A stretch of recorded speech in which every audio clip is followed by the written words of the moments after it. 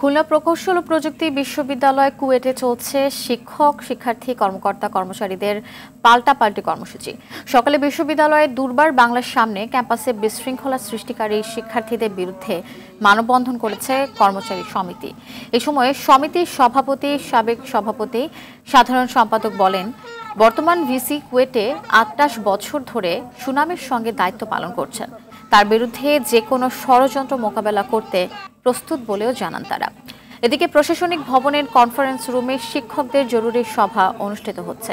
অন্যদিকে উপাচার্যের পদত্যাগের এক দফা দাবিতে সন্ধ্যায় দুর্বার বাংলা মোড়ে মশাল মিছিল করবে আন্দোলনরত শিক্ষার্থীরা। দাবি আদায় না হওয়া পর্যন্ত আন্দোলন চালিয়ে যাওয়ার ঘোষণাও দেন তারা।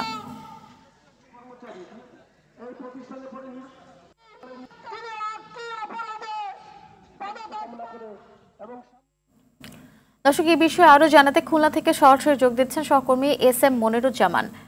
মনির, ক্যাম্পাসের কি পরিস্থিতি দেখছেন বর্তমানে, আমাদের বিস্তারিত জানাবেন সেই সম্পর্কে।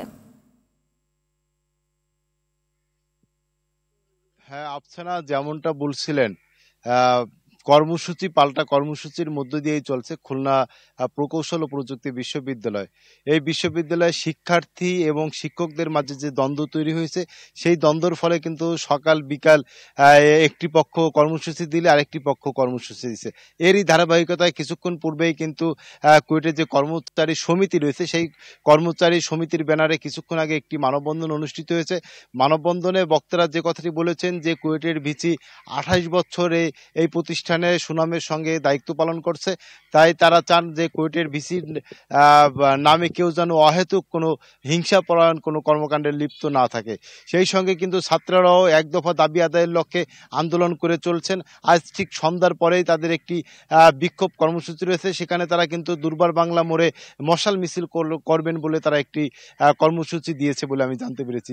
সব মিলিয়ে কুয়েটের ছাত্রছাত্রী এবং শিক্ষার্থীরা এখন কর্মসূচি পাল্টা কর্মসূচির মধ্য দিয়েই তাদের দিন যাপন করেছে। সেই সঙ্গে যে সকল কর্মকর্তা কর্মচারী রয়েছেন তারাও কিন্তু ভিসির পক্ষ নিয়ে তারাও শিক্ষার্থীদের বিপক্ষে ইতিমধ্যে অবস্থান নিয়েছেন। তবে একাংশ এখনো তাদের কর্মসূচিতে আসেনি বলে আমি অনেকটা জানতে পেরেছি। সব মিলিয়ে কুয়েট ক্যাম্পাস এখন উত্তপ্ত।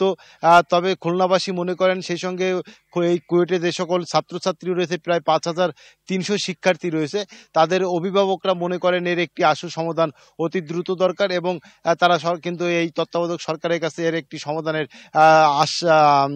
দাবি তুলেছেন এই বলে গতকালকে কিন্তু অনেকে কথা বলেছিলেন। আফসারা, এই ছিল কুয়েট ক্যাম্পাস থেকে ছাত্র শিক্ষকদের যে দ্বন্দ্ব চলছে তার সর্বশেষ তথ্য। ধন্যবাদ আপনাকে।